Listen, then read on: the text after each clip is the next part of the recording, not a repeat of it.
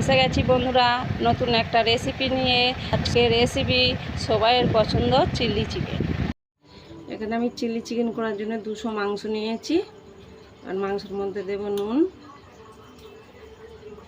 হলুদ, লঙ্কা, আদা রসুন, গোলমরিচের গুঁড়ো, একটা ডিম,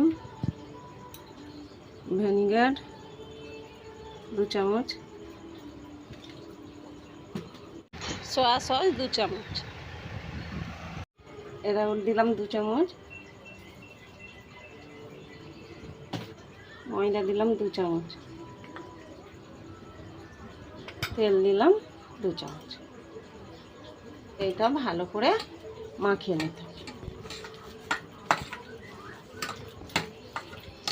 ভালো করে মাখানো হয়ে গেছে, এবার আমি চাপা দিচ্ছি, 1 ঘন্টা রেখে দেব। এটা হয়ে গেছে, তেল বসিয়ে দিয়েছি, তেল গরম হয়ে গেছে। এবার আমি এটাকে ভাজবো।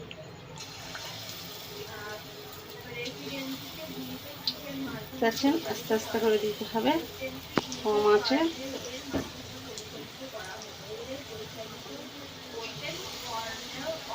নকল করে সবটা ছেড়ে দেব।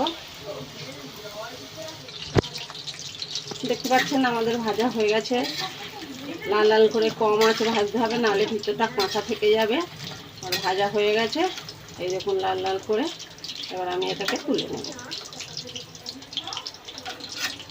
সবটা ভেজে নেব।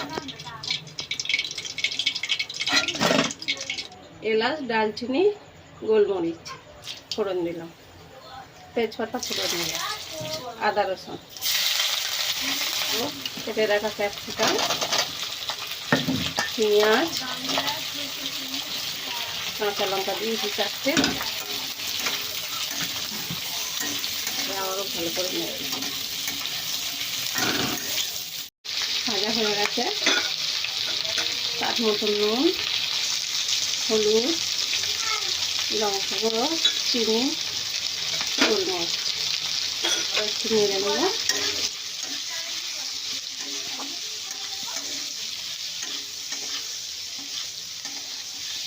এখানে আমি টমেটো সস রেখেছি, চিলি সস রেখেছি, সস রেখেছি। এই 3টে মিক্সি করে ঢেলে দেব।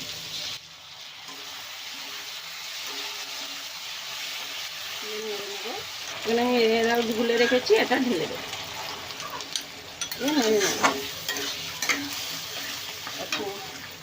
জল দেব।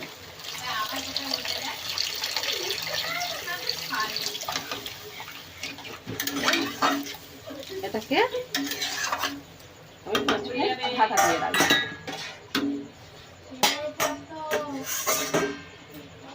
5 মিনিট হয়ে গেছে বন্ধুরা। এবার আমি পকোড়াটা দিয়ে দেবো ভাজা। একটু গরম মশলা দেব,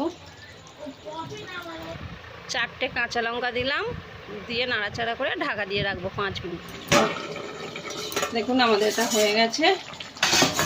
এবার আমরা এটা লাভিয়ে নেব।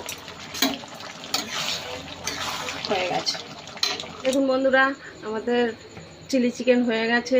আপনার পারলে বাড়িতে একবার ট্রাই করবেন। আমি যেসব জিনিস দিয়ে করেছি সেইগুলো দিয়ে একবার বাড়িতে ট্রাই করে বানিয়ে খেয়ে দেখবেন কেমন লাগে। ভালো লাগলে লাইক করবেন, শেয়ার করবেন।